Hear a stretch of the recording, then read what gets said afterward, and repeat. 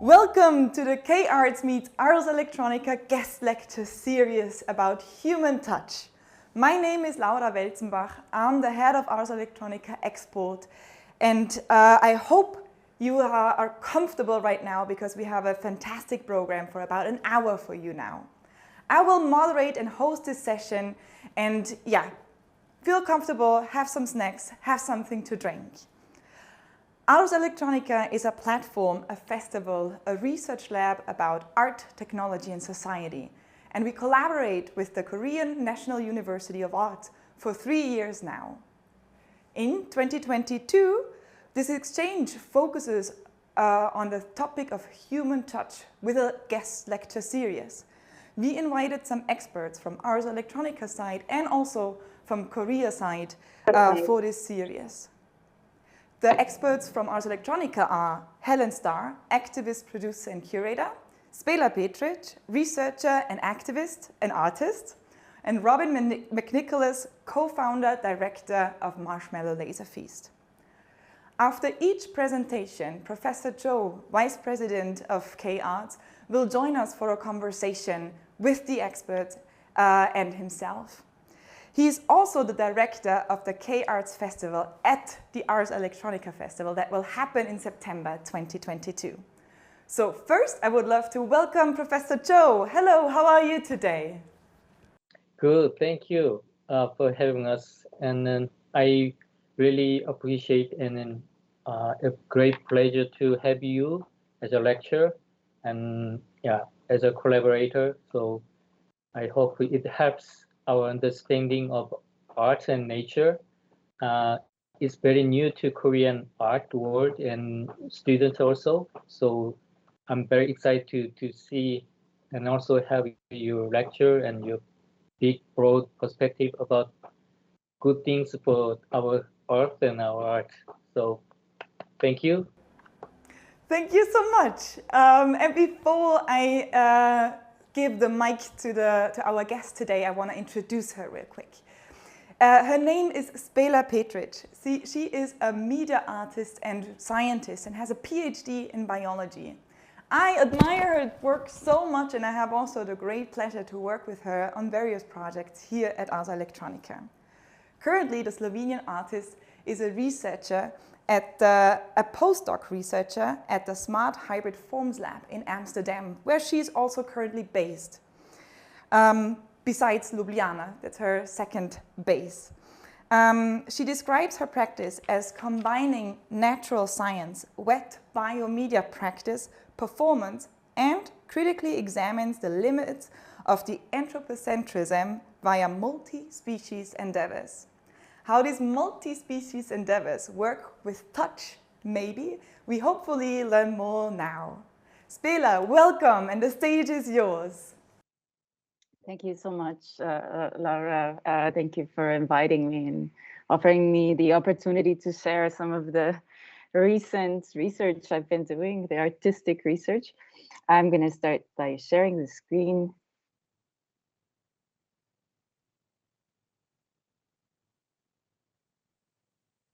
So here we go. Today I'll be talking about matters of play and passion. So to first demonstrate my point of plant blindness, I would like to show you this picture. I think it would be hard-pressed to find someone who notices the plants more than they do the rabbits in the photo. And this is a phenomenon called plant blindness, and the reasons behind it are multiple. Of course, perhaps there's a physiological reason why we are attracted to furry animals and tend to ignore plants that are sort of stationary. But in my exploration of plant life and plant ontology that started in 2014, I think, I was really also interested in the legacy of our Western metaphysics. So basically the cultural framework within which I was born.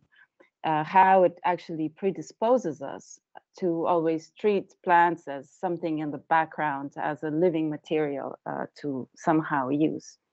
So it's indeed a challenging notion to think how we can relate differently with plants if they actually don't have these qualities which humanism has established as of great value.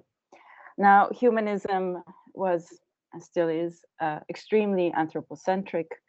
So basically, it uses certain properties of the human as the yardstick according to which all of life on Earth is judged, right? So plants are in fact incredibly different in the ways that their bodies are organized, in the ways that they relate to the environment. I would argue, of course, that having a different strategy doesn't make you inferior. In fact, quite the opposite.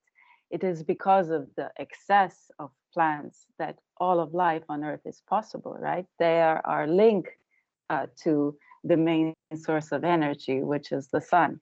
However, if we were to ask about their autonomy, their individuality or interiority or even essence, all of these qualities that we ascribe to humans might not really be identifiable in the plants, right? After all, because of the way that they're able to reproduce from a cutting or a leaf, right? You can hardly say that they have an individuality. If you look at a field of grass, how many individuals are there? It's hard to say. They're also somehow very simple, right? They don't have these kind of centralized structures. We do one heart, one brain, two lungs, etc.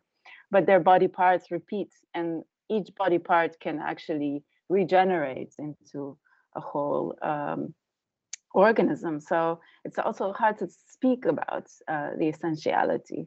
So I'll just, the last sentence. So according to the worldview that the Western philosophical canon has created, and which sort of imbues our Western approach to life, it is hard to see plants as equal to humans.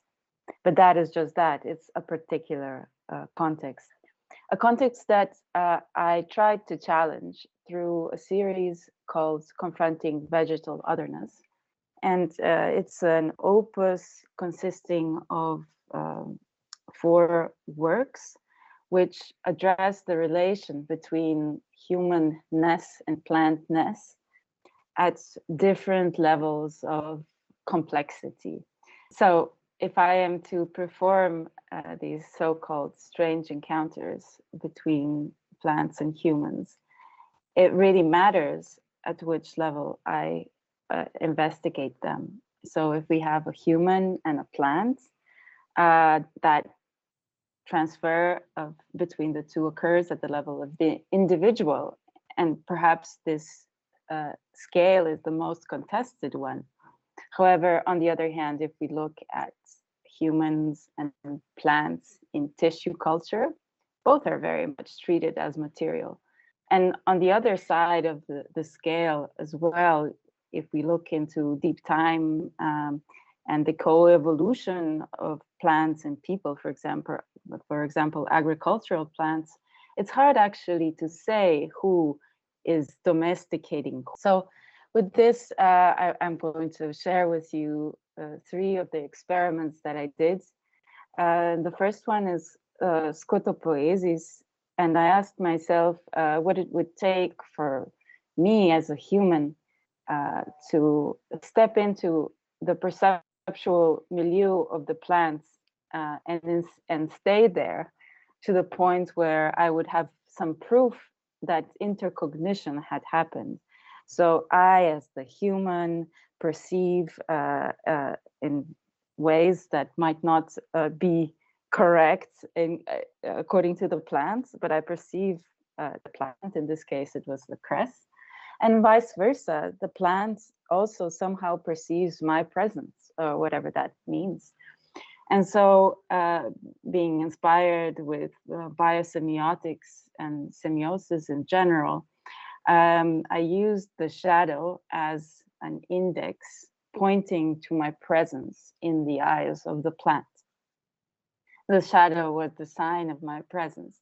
So this is what it looked like. I stood illuminated from behind in front of a field of cress. This cress is actually a spice that you put on sandwiches or on soups. It is originally from Africa and the Middle East, and it grows really fast because its life cycle is such that when there's the rainy season, it needs to sprout from the seeds and bloom within 2 weeks. And this was very, very convenient for me, because as much as I wanted to commit to stillness to be able to step into the perceptual milieu of the cress, I also had my limits. So this performance was done for 20 hours with breaks in between over the span of 2 days. This is the cress that some of it was growing in the light and some of it was trying to escape my shadow. And after these 20 hours, an imprint of my shadow was visible, proving that there was a morphological change in the cress because of my presence. But something else had also happened, actually. While I was standing there doing nothing, I became not just the person performing, I became the index pointing the audience towards the cress. So the whole semiotics triangle was also transformed, not just became less about me and the cress and his print and intercognition, but rather a way of facilitating attention of the audience towards the plants. So they would sit there sometimes for an hour at a time, staring at the cress, being impressed about how much it had grown, how much it had changed, and sharing stories about how they like to consume the cress. So that was a nice and surprising outcome of this experiment. The next experiment I would like to tell you about is called Strange Encounters, Cancer, Algae, and Metaphysics. And it was a micro performance taking place under the microscope, a meeting of human cancer cells and the Nanochloropsis single-celled algae. I chose these two organisms to perhaps controversially represent plants and humans, and actually neither are really humans or really plants, right? Because cancer we kind of consider as a pathology, even though cancer in tissue culture is a key form of human that allows us to develop all these pharmaceuticals to study the cell cycle, to actually also study the disease itself. On the other hand, Nanochloropsis is a really tough single-celled algae, actually. It's not necessarily classified as a plant, but it is photosynthetic. So when these two types of organisms met under the microscope, they interacted actually rather strangely. The cancer cells kind of some of them ingested the algae and transformed into these round shapes, which you actually see on the screen, almost harking back to this endosymbiosis, right? When sort of different organisms came together, different bacteria came together to make the first eukaryotic cell. But nevertheless, I think this was a moment to reflect on what it actually means to use biotechnology, to apply it to organisms, and how they are transformed because of they're completely out of the ecological context, or they're in the ecological context of the laboratory. All functions aside their utility for the laboratory, for whatever research they're used for, ceases to exist. And in that sense, they are infinite creatures of just a very tiny slice of life. And I think this was one of the more influential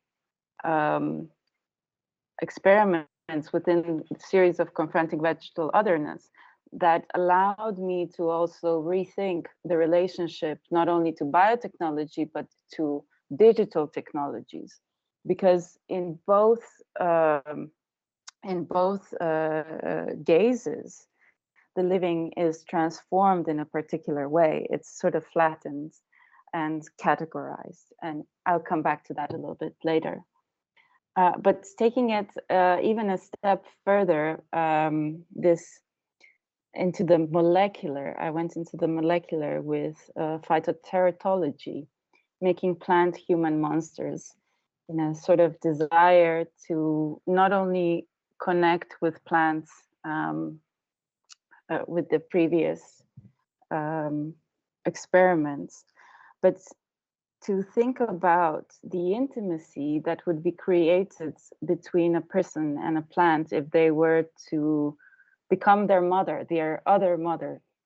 So phytoteratology actually proposed making plant-human monsters by using a procedure called embryogenesis. And the tail cress, which is a small weed that scientists use as a model organism to study all sorts of genetics on plants, was the donor of the original somatic cell. But through this procedure of somatic embryogenesis, a new embryo was created, this time not in the seeds, but in an artificial incubator. That's where the term ectogenesis comes from. And if this is a question, if there's a challenge about nature, nurture, which has more influence, this was kind of my answer to the geneticization of society.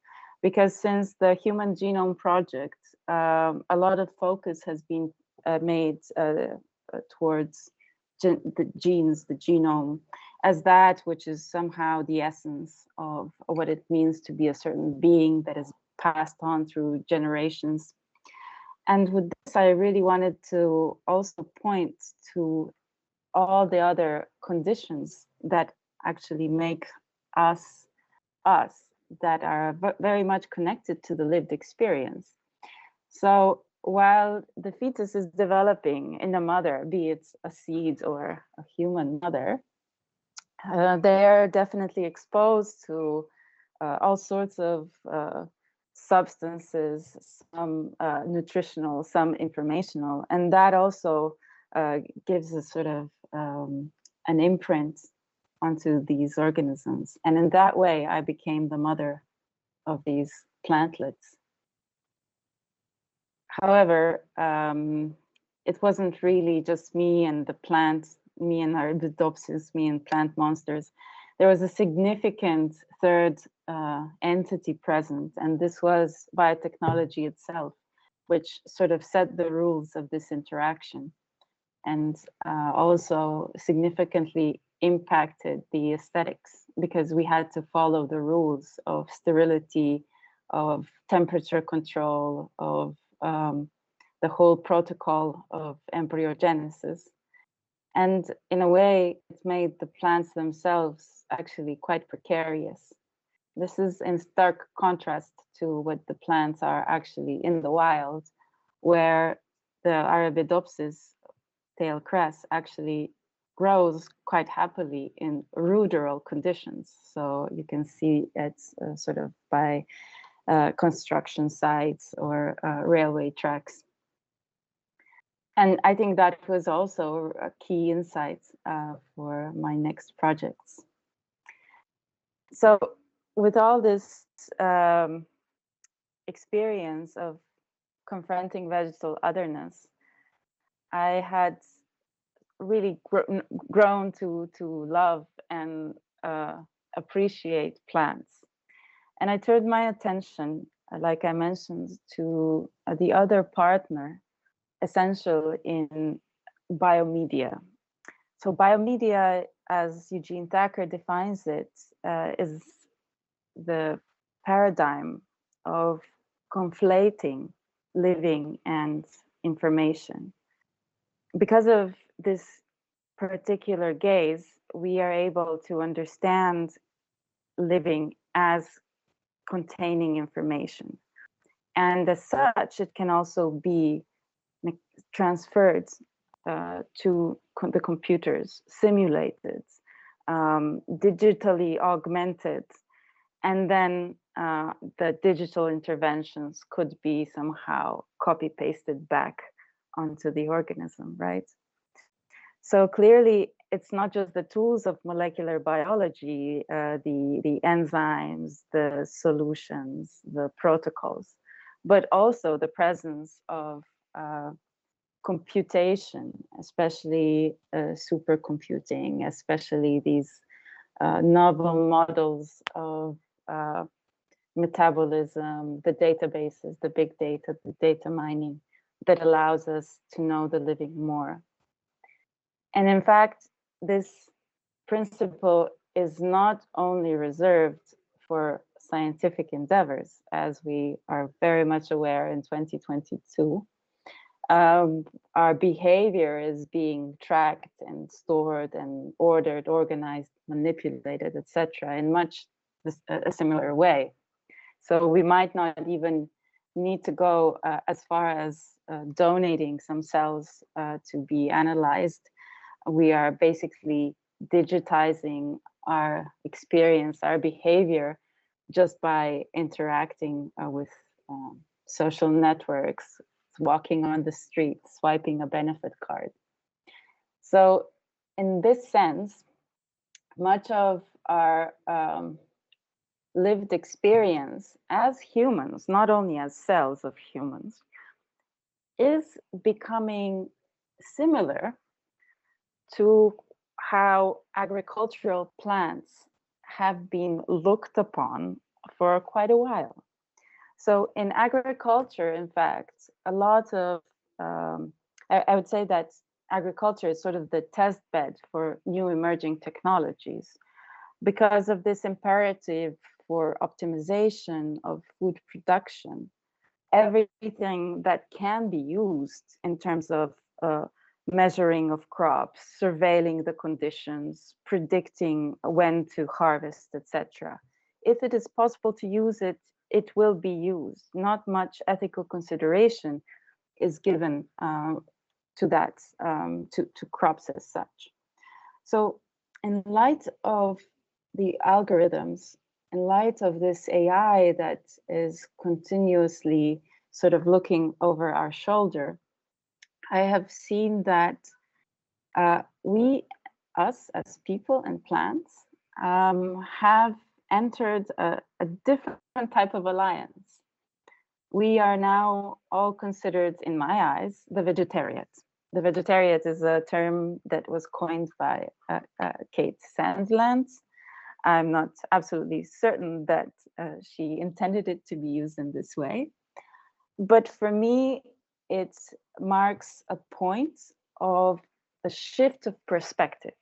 When I am no longer trying to rescue the plants from the background, the scenery, but rather I see us in relation to the algorithms as occupying a similar position.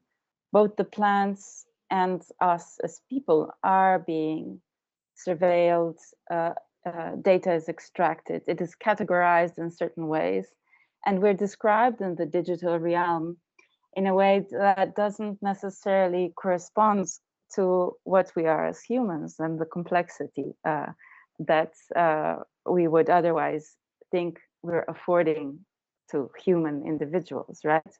So this statistical human is actually treated in much the same way we have been treating plants.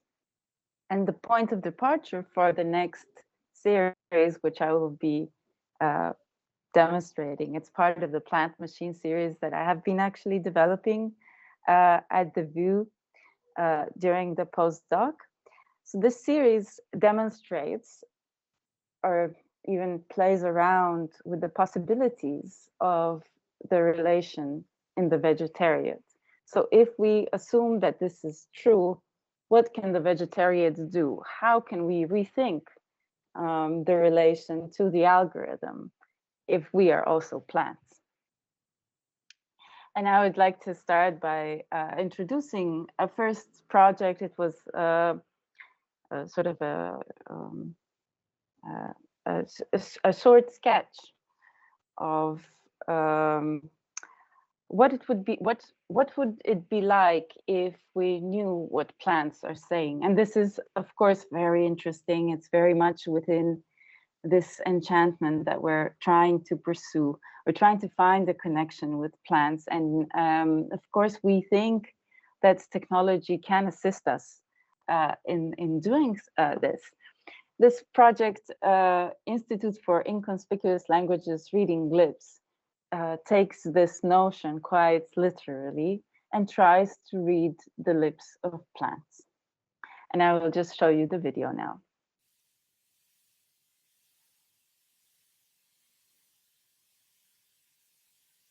Isto mama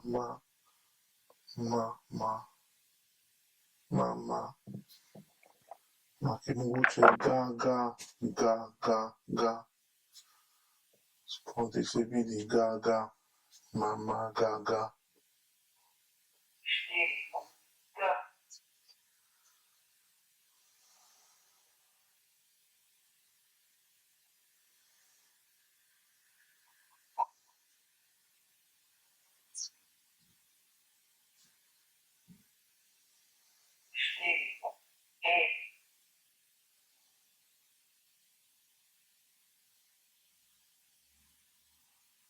Ua, ua, ua.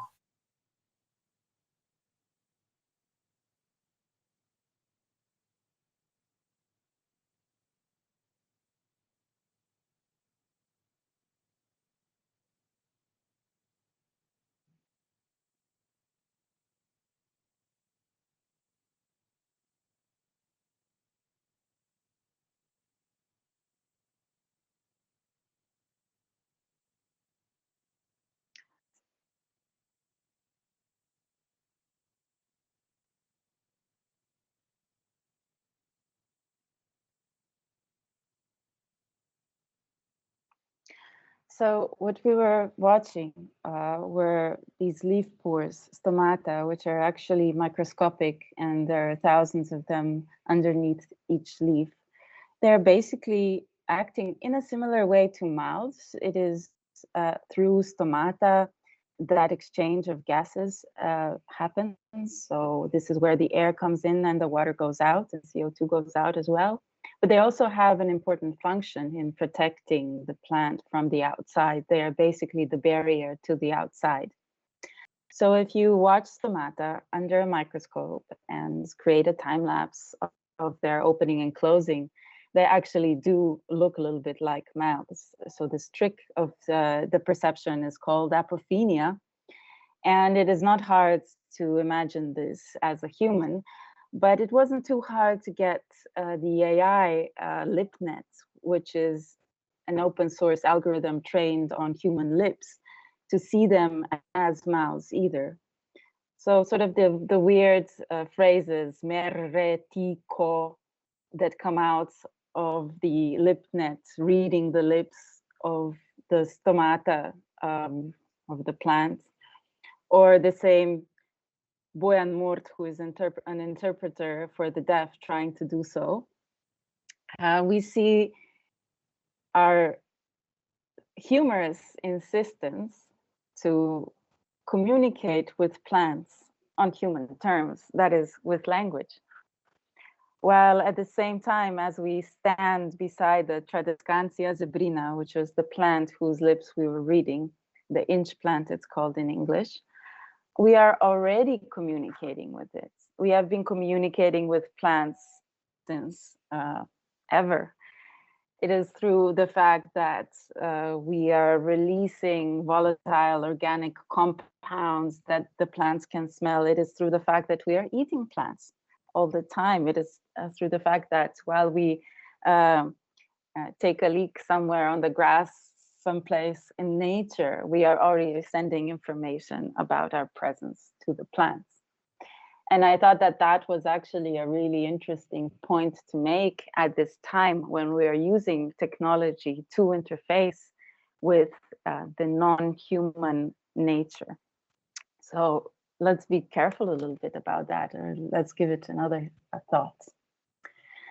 The next project that sort of also takes the realization of the vegetarians is inspired by the tropical plants that myself, but also numerous others, have accumulated during COVID in our apartments. All these plants have very particular aesthetic and very particular capacities. So mostly they're from the tropical and subtropical areas. They're really sexy to look at. And also they can sort of withstand the conditions of being inside. So most of them actually like bright light, but not direct sun, which often doesn't really penetrate our houses, right? And they just sort of sit there. They are performing a sort of labor, but I was also wondering, what would it take to represent these plants in the realm of digital surveillance? So if we are plants and plants are us in the vegetariat, can we take some of these devices that are used every day to track our activities and basically have plants use them? So I was inspired by this particular. Americans have Fitbits and pedometers in order to track their physical activity. But as CBS 4's Gilma Avalos reports, some people have figured out how to earn steps without ever taking one. This man isn't doing laundry. He's asked us not to show his face because of what he is doing with his company-issued step tracker. Put the Fitbit in a sock, hour and a half on no heat setting in the dryer, 11,000 steps. Thank you. He's earning 11,000 steps without moving. As is the case for many employees, his pedometer is linked to company insurance incentives that can lower his payments. You are now more involved in, well, how much is this bill? How many steps? Companies benefit from a healthy workforce, and many are rewarding workers with freebies for getting fit. But there's also a growing movement online to cheat the system. We're starting with 3,472 steps. We were curious, do the hacks even work? So we ran our own unscientific test. This does still take some effort on your part to sit here and press this button for a while.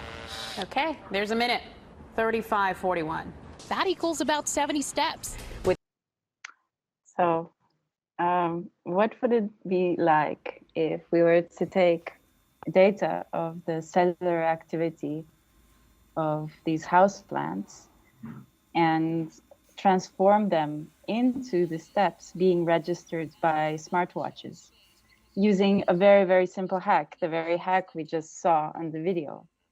So to put these smartwatches on drill machines, and these drill machines wouldn't be powered by human hands.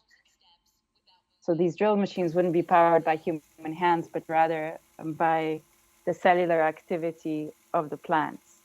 And for this, we designed these amplifiers, which take electrochemical stimuli that are generated spontaneously by the plants. You can imagine this akin to signals traveling along your nerves. And then that is just amplified, that signal is amplified, and quite literally, the intensity or the steepness of this signal is then translated onto the press of the drill machine. And much as we saw the person hacking the step counter in the video, these plants are also tricking the smartwatches into counting their activity. Although it's not literally the steps that the plants are taking, it is authentically something that is happening in them. So the applications on the phone are representing the activity, the cellular activity of our household plants. This project not only opens or points to the moment of our behavioral data being collected and sold to the gluttonous big others, which is exactly what is happening. You cannot use the smartwatch without giving the application the rights to sell the data they collect further. It is also asking ourselves, do plants need to become these bioworkers / consumers for the machine of surveillance to actually be concerned with their desire? Because as bio-laborers, consumers, that is what's happening to us as humans, right? We are sort of manipulated further, and this data is extracted in order so that we can be governed. And with this, it's sort of like a question of how are we hacking these systems, which are very much hidden. Where are we hacking them? Are we hacking them at the level of the software or at the level of the interface? Here, of course, we propose the interface. And finally, what is the relationship between these systems and non-human others? So if we are seeing legally some rivers or the Amazon rainforest get granted personhood in order to be represented, this is a strategy akin to that, only a little bit subversive, a little bit funny, and of course, very much critical. And another project that was actually from an earlier date, but I thought I would share at this moment because it also takes the plants as actors, as agents that could easily be supplanted with humans. And in that way, the plants are sort of put on the same ground as humans. The project called Plant Sex Consultancy, which we created together with Dimitris Stamatis, Pei Glyn, and Yasmina Weiss in 2014, explored exactly what the name says. We wanted to make sex toys for plants. And of course, these are just 3D prototypes, but we wanted to see if such a thing as plant-centered design could exist and what it could possibly do. We failed in the definition of sex toys because sex toys are supposed to be for pleasure. And we weren't able to actually come close to thinking about plant pleasure, but we did use scientific knowledge about the ecological relation of the plants to try to sort of remedy some of their reproductive problems or ways in which they're suboptimal, and propose these as sex toys with very much elusive names. So for the cyclamen, we designed a vibrator. The cyclamen is an interesting plant because it's pollinated by the so-called buzz pollination. So cyclamen have a pollen sac, which needs to be shaken at a certain frequency for the pollen to drop onto the back of the bee. And this was a partnership with a bee that in the process of evolution went extinct. So for thousands of years already, the cyclamen has a bit of a suboptimal sex life, not quite as efficient as it was before. And here with this vibrator, the cyclamen can receive whichever pollinator. It will always shake the flower at the right frequency. And this was how it was presented in the exhibition. We made 6 of these designs. Another one was for the carnation, the dianthus. We wanted to prevent it getting sexually transmitted diseases by this vanity lace, which sort of protects the flower and therefore reduces the probability that an insect that would carry the STD from plant to plant would infect it. Now, of course, STDs in plants are a little bit different than in humans. They are actually fungus. So the insects actually spread the fungus from flower to flower. And if there's a fungal infection going around, it's also a natural reaction for the carnation to just produce less flowers. But in this case, the flowers can be there. They're just protected by this beautiful vanity lace. And finally, I would like to talk about a project that literally is about touch, the touch between an AI robot and a cucumber plant. The project is called Play, and I wanted to see if it was possible to use this advanced technology, advanced sensorial systems in relation to agricultural plants, where the idea, the goal would not be extraction, would not be production of food, but rather if these machines could offer the possibility for us to play with plants. And when I say that we are playing with plants, in this case, the robot, the AI robot is the prosthesis, is the augmentation that allows us to enter plants' time, to keep focus on the plants as they are moving and to interact with them in this way. So the concept is premised on Johann Huizinga's analysis of Homo ludens, where he actually gives play quite an important role in society, but also mentions that play is constitutive to living organisms. It's actually, before we are challenged to be effective, to react to the things in the world, that we must learn through the process of play what our body is, how it relates to the environment, how we relate to other beings around it. And play is driven by joy.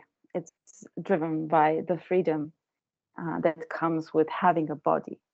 And in that sense, I think plants also play. All organisms must.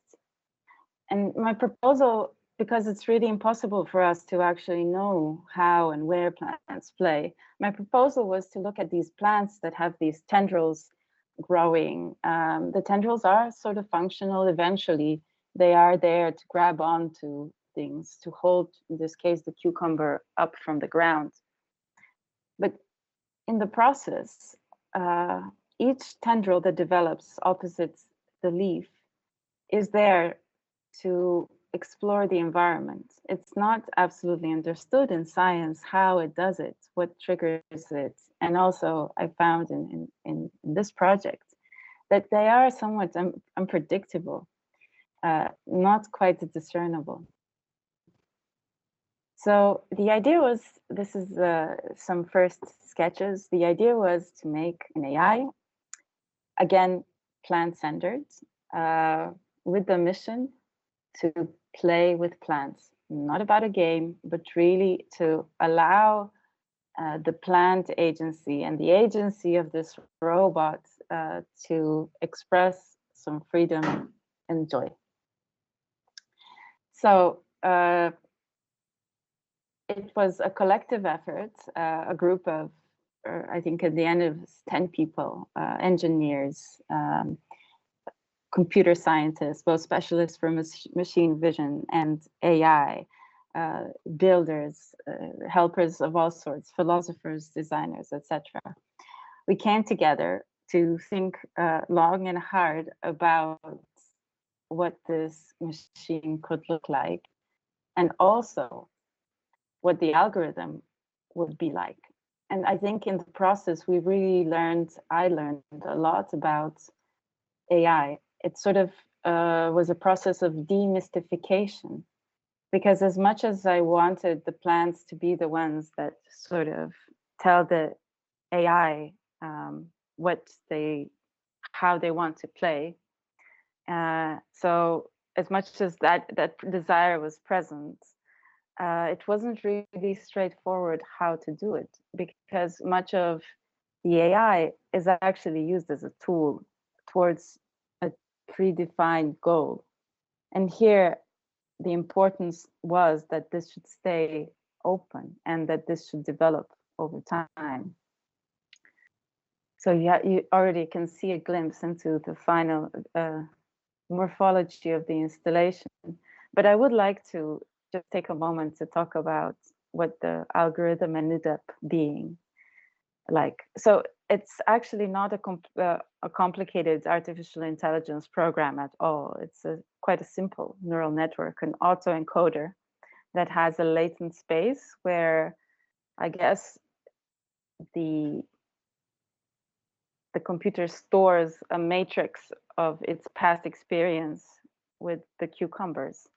And it is actually through this past experience that the new images, which are collected by the LiDAR scanner, are processed. So every time the LiDAR scanner takes an image of the plant, that happens every 15 minutes, the computer reacts to that image through its past experience. And sort of play happens in that way. This is a raw image of the LiDAR scan. So you can see sort of a rough surface of the plants in 3 dimensions. And this is a movie, a time lapse of how it looks when the AI robots and the cucumber plants play. So these balls are controlled by the AI. They move at approximately the plant's pace. And the decision which ball to move at which time is in the domain of the AI. Once the plant actually grabs on, the AI loses a degree of freedom, therefore transforming gradually from this active participant in play to basically a cucumber trellis. So the cucumber uses this robot as basically its support. So in time, we not only see the development of this game that happens outside of human time, a little bit slower, with rules underpinning that are completely changing the game, that rules underpinning the game that are not defined, because this is not about a game, winning or losing, it's about play. But the result is that these 2 entities are morphologically informed by each other. And to conclude, I would just like to also announce maybe the next stage of my artistic research. So with all these experiments around play, around AI and plants and surveillance societies and us as the vegetarians, I've come to realize that it's really important to venture outside of the space of the laboratory, outside of the space of the gallery, which is a privileged space, a controlled space, a defined space, and go look at the same processes of the intimate contact between bodies and technology out in the wild. And by the wild, I'm interested in specifically agricultural processes and processes of healthcare, so medical centers, and really weird spaces like the zoo. So for the past 3 months, I have been on a residency in the Artis Zoo. This is a city zoo in Amsterdam. It's one of the oldest zoos, or the oldest zoo in the Netherlands. And I've been there not to only enjoy the animals and plants, but to think about the infrastructure of care that is put in place to maintain such a complex ecology, also a very much contested one, because we know that zoos come from this colonial period where they represented these chamber, this cabinet of curiosities of all the collection of species that nations brought from the lands they conquered. And still, despite this baggage, what the day-to-day life looks like is very much concrete. It's this care that takes shape in an unromantic way, and it's quite exhausting to maintain. There's a huge effort that goes into this. But to actually end this presentation, I would like to share a whole different experience from the zoo. And this one is connected to the way that animals in the zoo, which actually have been taken out of the wild for over 80 years. So for the past 80 years in Europe, none of the animals have been actually brought from the wild into the zoos. The animals in the zoo just reproduce in captivity. So it's several generations in, right? All of these animals have had more or less the same treatment, the same continuous care, the same sort of enrichment for generations. And yet most of the animals kind of look through you. Even though I was wearing this blue jacket marking that I am potentially going to feed them, they really didn't care that much. And then there was this.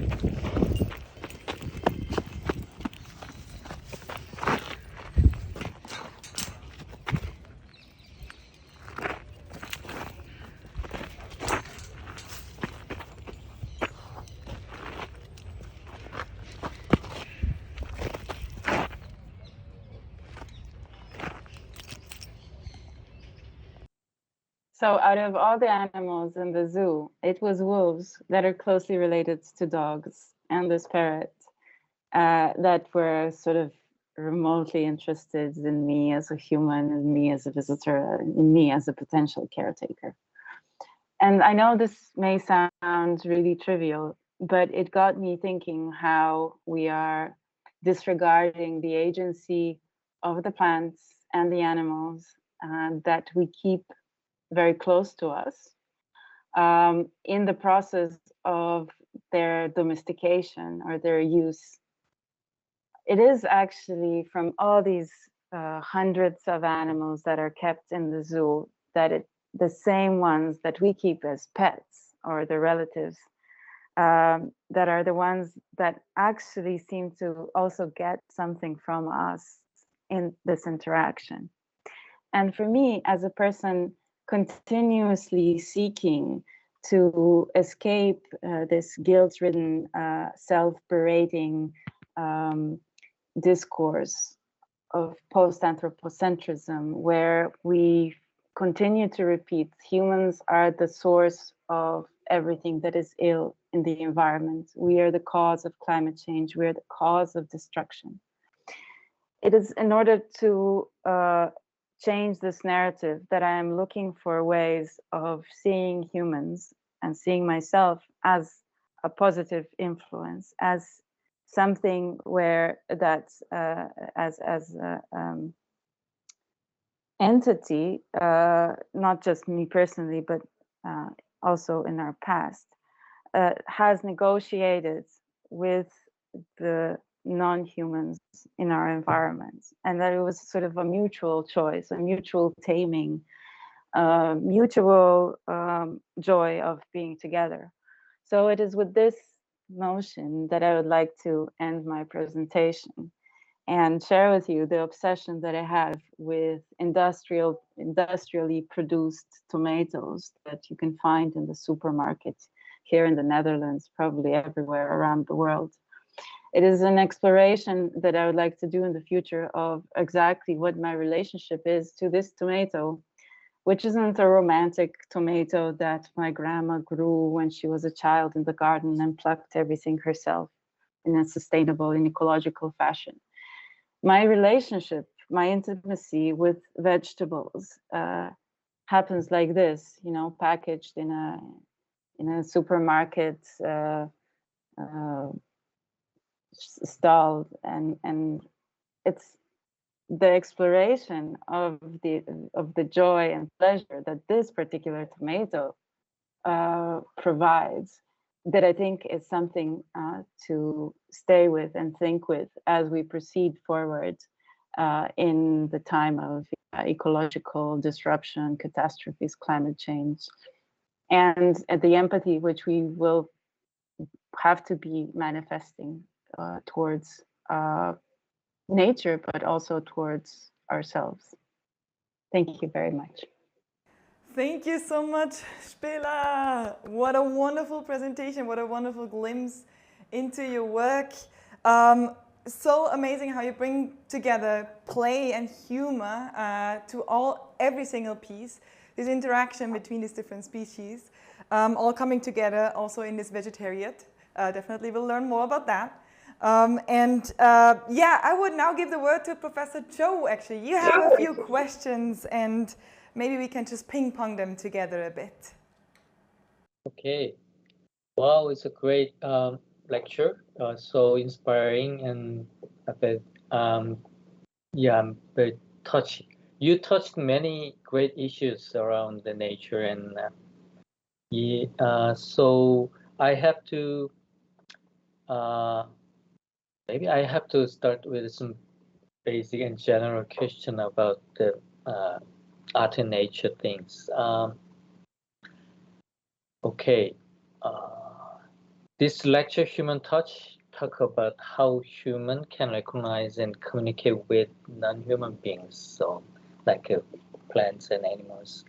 So you think AI and nature are often thought of as opposite concept, but tell me how you see AI as an extension of a human. Yeah, in fact, my recent research into farming and intense farming has really brought this question that you posed to the fore. It's a really key question. It is actually within the genealogy of these machines that nature has been subsumed. It has been made a resource, right? So when we think about technology interfacing nature in a non-extractive, non-utilitarian manner, a post-humanist type of manner, we must be aware that we're already setting ourselves up for failure. So what I've been trying to do also with the projects is to test the boundaries. And I think this is an open question. I am also very much concerned when technology is applied. However, I'm not necessarily certain that the potential of these technologies, the potentials have been exhausted. I think that not enough effort is being put into using them differently. An example of this would be the so-called precision farming. So this is a trend that, of course, like many other technological developments, originates from the Silicon Valley, right?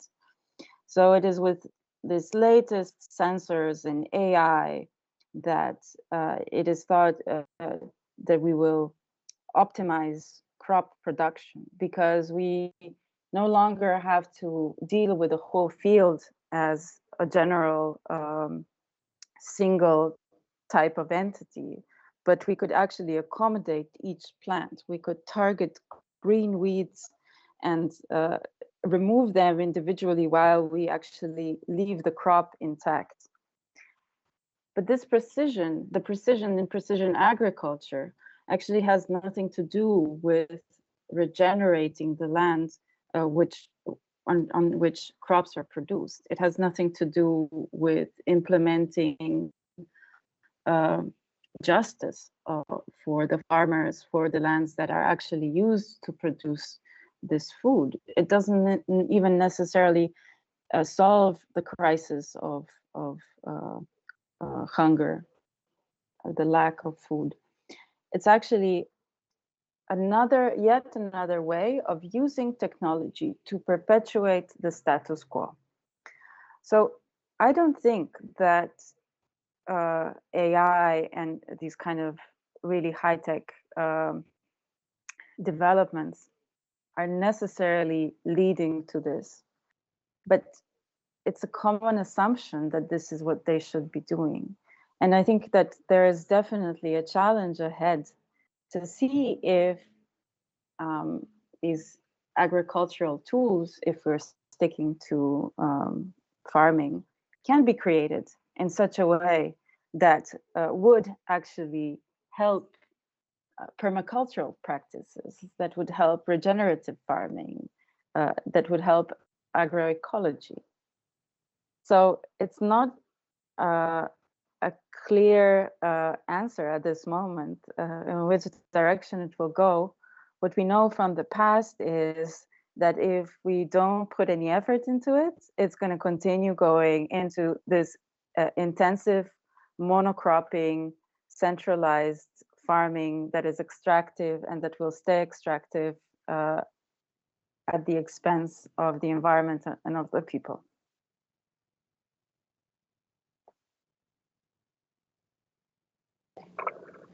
So this, I have give you another question. You said very early of your lecture that the plant is equal to humans. Plant and humans is very equal. So that kind of concept is very rare and very radical in especially to Korean people and students.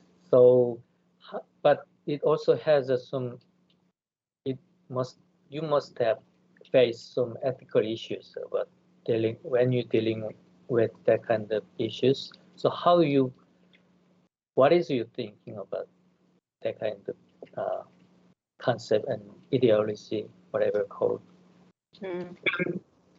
Yeah, thank you. That the question of ethics is a passenger of all my work. I think a lot of bioart or arts dealing with living organisms addresses this question. We have to. It's a way of taking also public responsibility for the relationships that we create within the artworks. In the case of the vegetarians, of course, it's a provocative statement, right? And it's meant to open up a different vantage point. It is not meant to reduce the human to a plant. Actually, quite the opposite. No, it's meant to bring attention to the fact that even when humanism situated the human on the throne just below God, right, and above animals and plants and minerals, etc., not all people were counted to be that kind of human. So within this, the privilege that humanness brings is already a lot of discrimination. And in this vein, actually, these statements that we are all already plants, it embraces this kind of discrimination and urges us to use this empathy of being discriminated towards a change that would actually cultivate some empathy towards those that we cannot necessarily relate to in terms of kind, in terms of morphology, in terms of cultural background, you know, because of the way that computation is used as a totalizing force. It makes life transparent, and it makes it loses the nuances of our experience. And I think that it is only in this particular view that we might say, yeah, I understand what it feels like to be completely pigeonholed, you know, to be made into something that is taken out of context, out of my experience. And I am not given a choice. I mean, not really. When I am surfing online using, I don't know, Google, using Instagram, whatever, the information gathered about me works to manipulate my behavior. I cannot escape this, right? But I do not like it, the fact that this is happening to me. And it is actually through this, I disagree with this, that I can empathize with plants and say, well, if this is happening to you as well, I understand, and I disagree with that for you. So it's all a little bit of a hack, right? It's not a definition. It's an invitation to think about this, to think around these boundaries. It's normal to have a gradated relationship and a system of care that just by caring for something, you're already killing something else. That's what care is, right?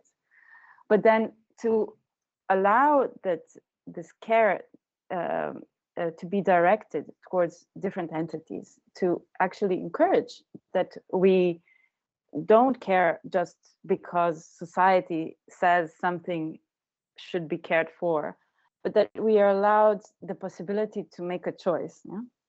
And to choose, okay, these are the plants that I will go out of my way to keep alive, while I understand that this is also me being a consumer, me falling into the trap of social media, and me basically keeping these creatures here with a lot of difficulty. It's not normal for them, and they're dying on me all the time. Yeah? And yet the emotional labor is there, and the care is there, the love is there, right? And it's with the commitment that when you choose to engage in such relationships, of course you're performing a sort of violence, but you're opening yourself up, you're becoming vulnerable. And yeah, for me, I think this is the way out of this paralyzing guilt that we are in, right?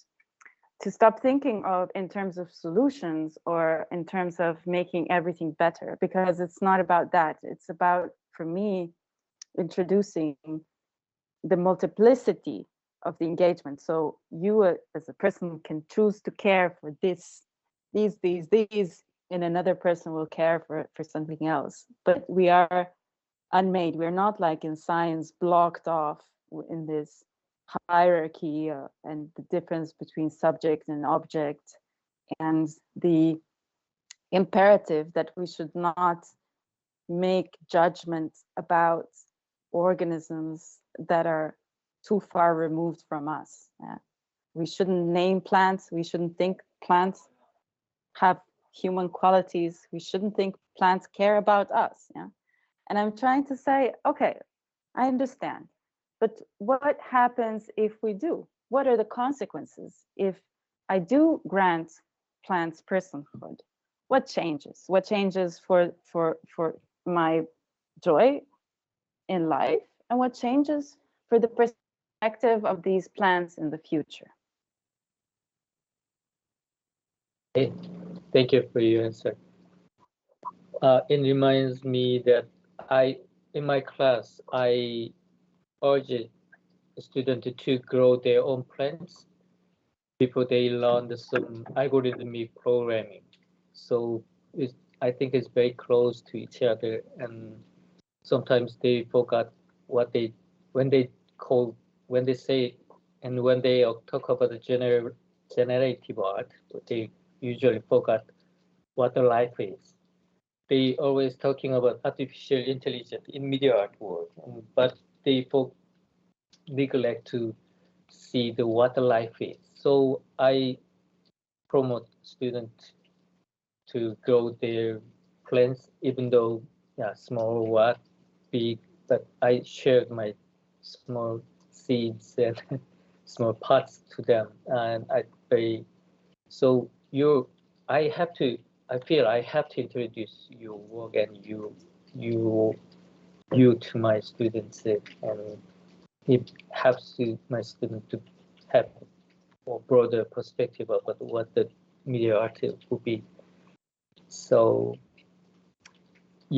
so due to the COVID-19 pandemic things and climate crisis, people's perception of nature has changed a lot. You already mentioned about that. People don't take human control nature anymore. Do you have, as an activist, as a media artist, did you message about the current social issue? And also, how do you feel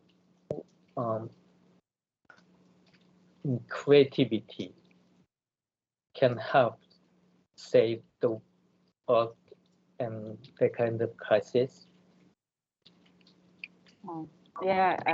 Sort of, in part, I already addressed this with the previous answer, but maybe just to expand.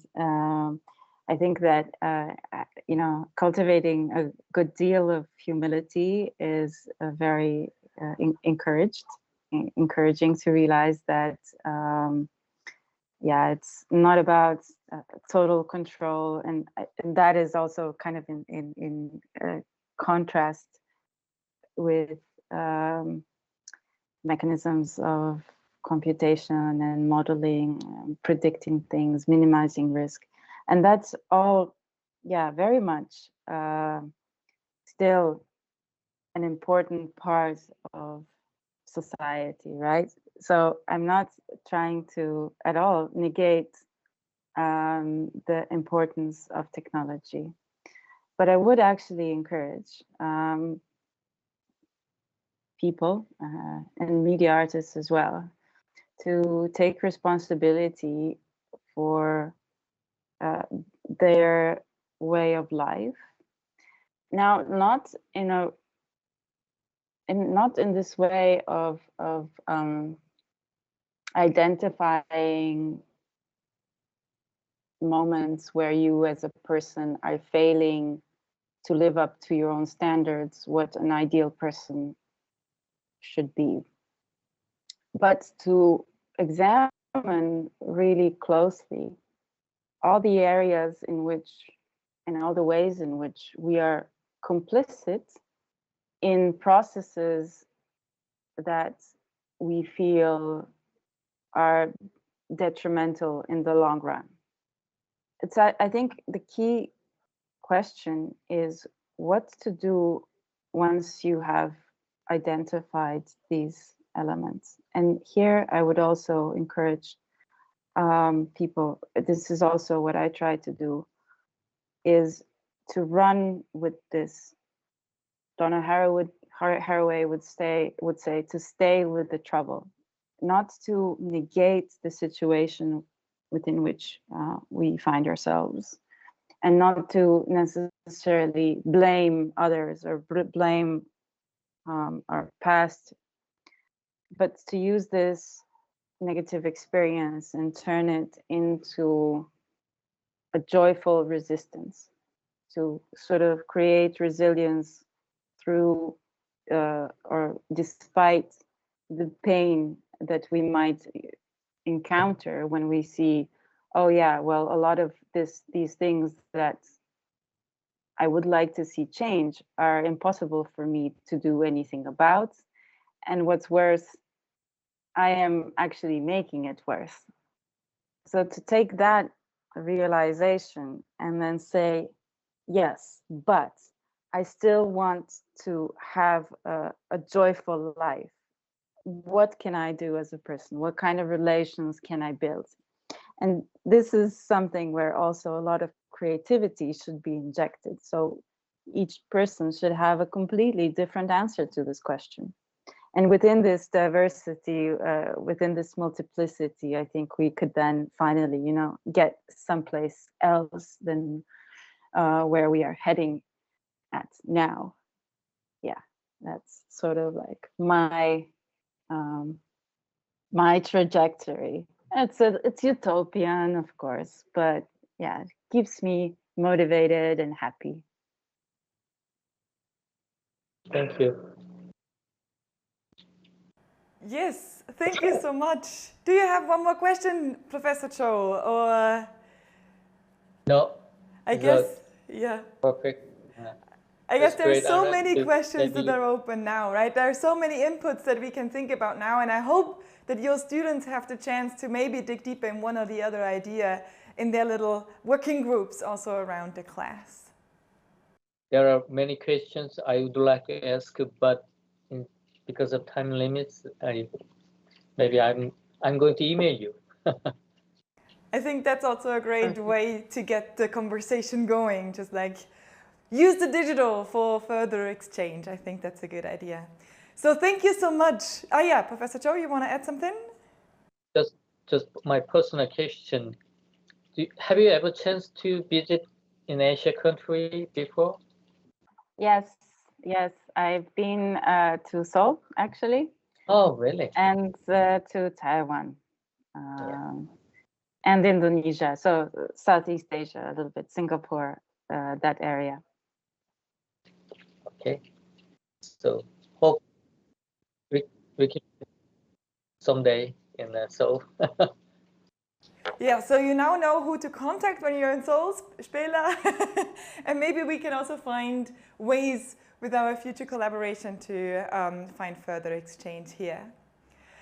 All right, I think I wanted to say thank you also to Professor Cho, your team, and Hannah, and all the team that is behind there. And I wanted to thank Ferenc and Armin on Ars Electronica side for their help. Big round of applause, and I hope the students have fun with the lecture series and also with the other presentations. Check them out and stay tuned. We will have more coming. Thank you so much for your attention. We'll be in touch. Bye. Auf Wiedersehen. Bye bye. Wiedersehen.